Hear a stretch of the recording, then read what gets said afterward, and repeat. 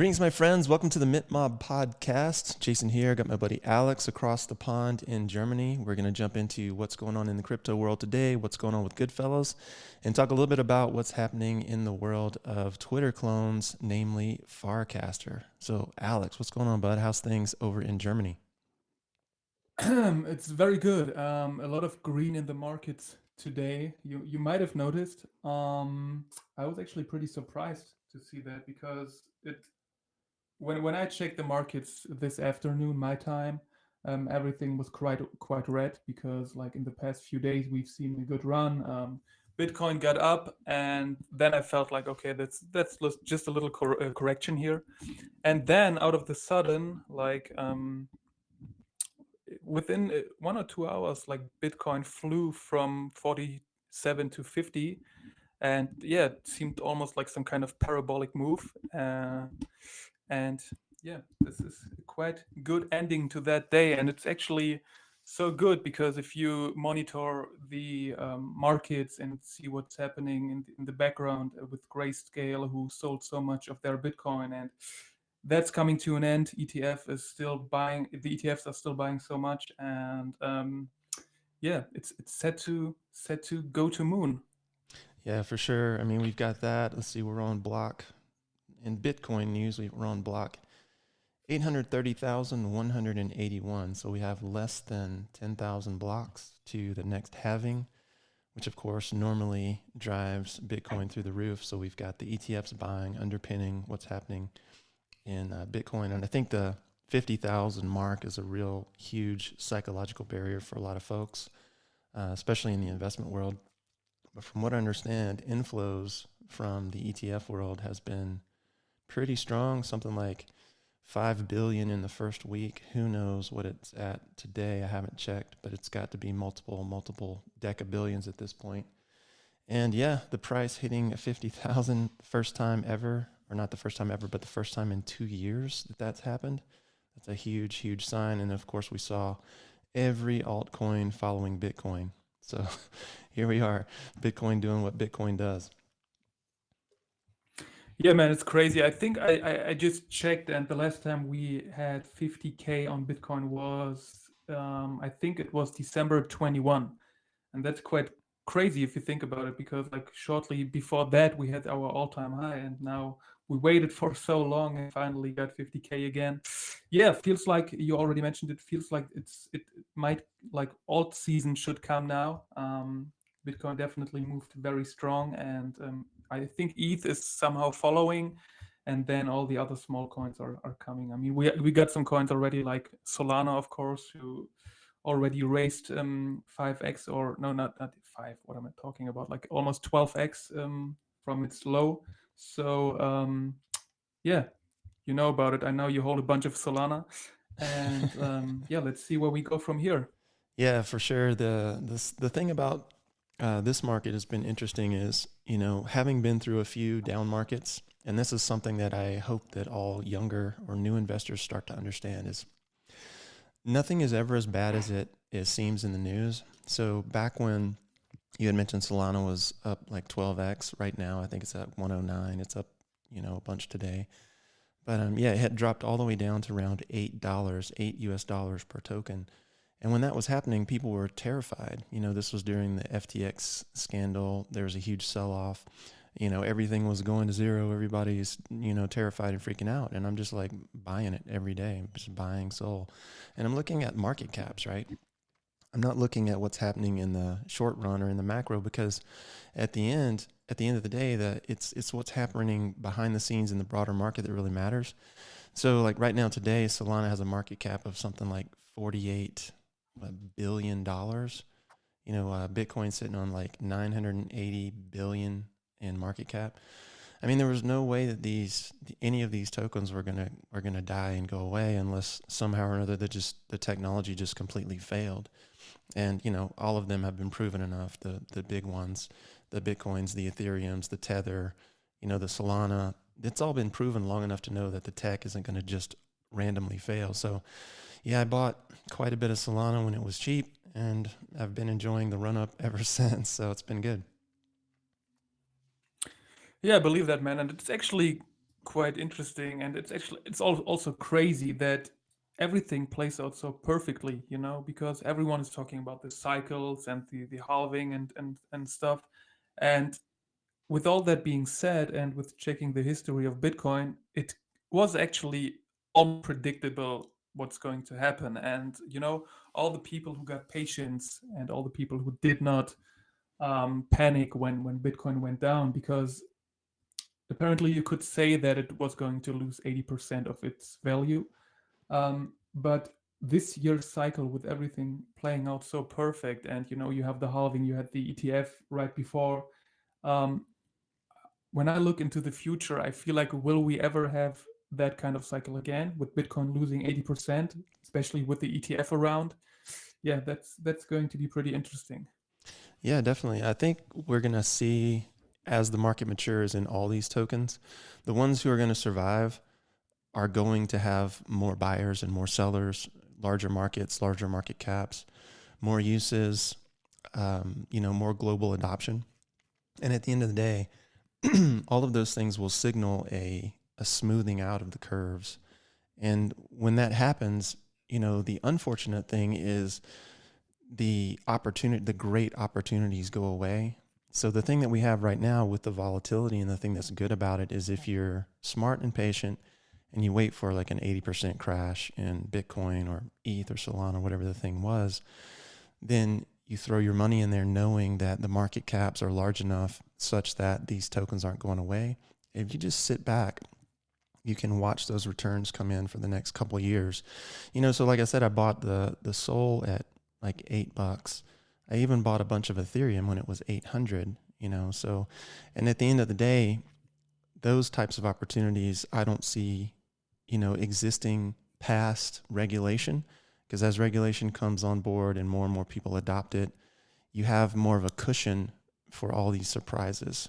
You have more buyers and sellers. You have this larger market cap, this larger market, this larger adoption. Well, if there's trouble in one spot on the globe, then the rest of the globe sort of acts as a cushion, and it will basically eliminate these massive swells up and these massive drops, and then throw in regulation on top of that, where people have to be, KYC'd, and they're paying taxes on this stuff and all that kind of thing. It just smooths it out that much further. So I think if you're smart enough to get in now and hold, you can do really well as long as you understand the volatility is your friend. If you start getting scared with the volatility and you don't understand what's happening, or you're not looking at these market caps, then, most people end up doing the wrong thing, which is they sell as something falls, and then they try to buy it back as it goes up. And really, you got to flip that upside down and do it the exact opposite. Yeah, definitely, man. I also feel like it's still a good entry for people who come into crypto right now. I mean, you just mentioned it. You bought Sol for $8. I mean, you obviously bought the absolute bottom, and that's like, it needs luck as well for that, because you never know if it goes to $5 or $4. I mean, in the end, it doesn't matter. But hitting the exact bottom is great, and most of the people try to do that. Same with the local top in the end, or the all-time high. Nobody's usually able to hit that. And I remember back then in 21, people were saying like, hey, we are going to see Bitcoin over 100K. And then we had that first drop, and people panicked, and then it went up and made like a little, like another all-time high, a little higher than the previous one. And people was again calling for prices over 100K, and then it dropped down, and people expected it to go up again, but it didn't, until now. So yeah, hitting the bottom and selling at the all-time high is probably um, the hardest challenge here. You obviously got a golden hand, so let me know when you sell. Yeah, no, I mean, the thing is, it's funny. You hit the nail on the head. You can never know when the bottom is. Like Sol could have gone to 80 cents. There's no way of knowing. And also, and by the same token, you never know when the top is going to be in, right? All you can do is just take your best guess based on history. So if I'm looking at a market like real estate or stocks and bonds or crypto, I know that anytime there's a shock that goes way up, or anytime there's a shock that shoots the market way down, that's temporary. And so all I'm betting on when I bought Sol at 8, 10, 12, 14, and back to 8, whatever I was looking at was just understanding that that was temporary, right? So just like if I had bought on any market, it's all temporary. And just like this climb, Bitcoin is leading the charge again. At some point, Bitcoin will peak in the next halving cycle. It always does. And there will be an opportunity to sell. And when that is, I don't know. But if history holds, and it may or may not, right? Like this is one of those disclaimers where it's like, past performance does not indicate future results kind of a thing in the fine print. As a general rule, it has that 80% pullback. But like you were saying, if the currently the 11 ETFs that are approved in the US are underpinning the buying, then you may not see that massive drop anymore, right? The market will start to smooth out because you've got so much money flowing in, constantly buying and selling. So when it hits a point where you're up big and you feel like it's time to take profits, that's the time to take profits. And what I've seen in the crypto market is, someone will be up, it's easy in the crypto market to get up 100% sometimes, right? And someone will look at that and they'll be like, well, I'm going to keep holding. And it's like, okay, well, you're up 100%. If you were going to be up, and it'll be up 100% in something like, I don't know, a week, a month, 2 months, right? Some ridiculous short time frame. And if you wanted to duplicate that in the real market, you'd have to wait years to get up 100% on your money. But people are looking at that because it's so commonplace, like it's not enough. Well, up 100% is not enough. I'm going to keep holding. And then they ride it all the way back down, and then they sell for like a 10% gain or a 20% loss rather than just taking the gains, especially in these meme coins, these unstable meme coins. If I'm ever up in a meme coin, or if someone airdrops me a meme coin, I'm dumping it immediately for something stable because all of them are going to zero. So when it comes to playing these little swing trade games, I'm not super brilliant. I'm just looking at what history tells me, and that tells me that anytime there's a shock up or a shock down, it's temporary. So I'm just buying those things as long as the underlying story holds true and the technology is there, it's temporary. So that's really all I'm looking at there. There's no magic to it, no special sauce, so to speak. Yeah, man, couldn't agree more. I mean, you just mentioned it. It's pretty questionable if we are going to see another 80% decrease in value on Bitcoin. And that's why this is probably here another golden opportunity, and maybe the last one, making millionaires and stuff. Because you mentioned it. Usually in stock trading and everything, we cannot expect these returns. People are spoiled in crypto space, definitely. Um, but yeah, I think in the last episode you explained it pretty good that when people have that fuck you money and they can take it and like invest, I don't know, 5, 10K into meme coins, and it doesn't hurt if they lose it, but they have a pretty like a massive chance of getting a 100x return. It's not a massive chance because you said it, usually they go to zero, but having the chance of having some kind of 100x or 1000x return is definitely worth a try for some people, and some people made big money with it. But in the end, in terms of investing, it's definitely the better choice to stick to crypto coins who actually have some kind of viable business and sustainable business behind. And yeah, let's see. I think you are all set up with your crypto portfolio. I am as well, and let's see where the markets bring us the next couple months. Yeah, for sure. I mean, I think you made a great point there, and you talked about people being up, kind of piggybacking what I was saying. And the thing that people forget sometimes is not how much you make, it's how much you keep. So if I'm up 100%, okay, I can lock in those gains by trading into something like USD or Tether or something like that. And I can just wait for the market to do whatever the market's going to do until I find another fairly sure thing, and I can move out of that stable token into something else. And I think people forget how easy that is in the crypto world and just take it for granted. There's no need to hold a token that's super volatile. If you're up big, just convert it to USD and wait for the next opportunity, because the market will give you one if you're just patient enough to wait. Yeah, definitely, man. I mean, I can actually speak from experience. When I entered crypto space back then, I almost made like how much was it? It was definitely US dollars 6K, like with an initial investment of $500. And yeah, lost 2 days later. So because I was definitely like when I saw it, it was, I think it wasn't even a meme coin. It was just some kind of low market cap coin. I invested some money and it exploded. And I actually held, and yeah, it went to zero after. So for some people, it might feel like money printing when you have that beginner's luck here. But in the end, definitely, like sustainable investing is definitely the way to go. I mean, I think everyone in the crypto space experienced losses. So I've never heard from someone like, "Hey, I've only gained money and never lost something." And especially with this space where it's so tempting to try making money quick, most of the people are going to. Hey, buddy, are you there? Yeah, I'm here. Where did I lose you? Like, I'm not sure. what did you learn? Yeah, I think Telegram just said, screw you guys. Enough is enough. We're out of here. Yeah.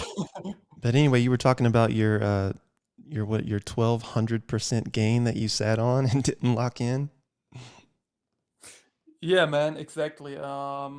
So yeah, I made that money pretty quick from an initial investment of $500, and yeah, made 6K and lost them like 2 days later. So yeah, in the end, almost everyone in the crypto space is probably losing money, and it's pretty tempting to try to get that quick money, but in the end, you always experience the good and the bad stuff. And yeah, we had to experience it twice with entering the NFT market as well, because it's actually the same shit.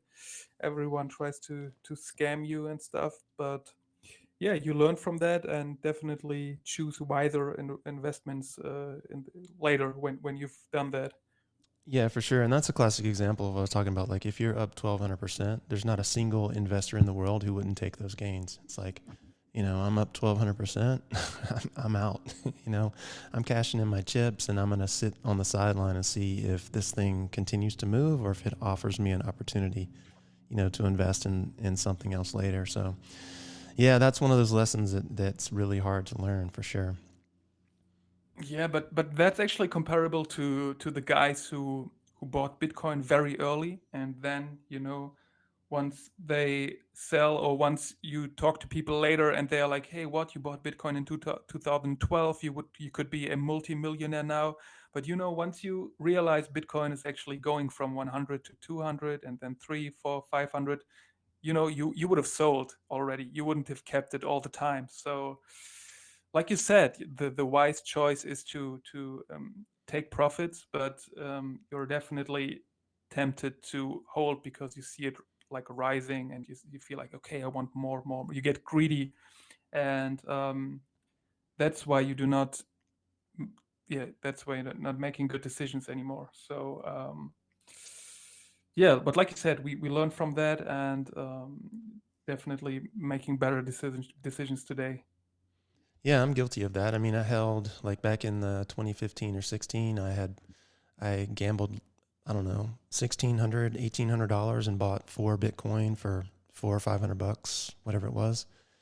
And it went to $2,500 a token. And I thought I was the smartest guy on the planet. I'm like, I'm up, 500% on this Bitcoin, and I sold it, Yeah. because those types of returns are unheard of in the, traditional markets. And so, of course, then as soon as I sell it, it goes to 20,000. And then I'm like, oh, well, I'm a huge miss there.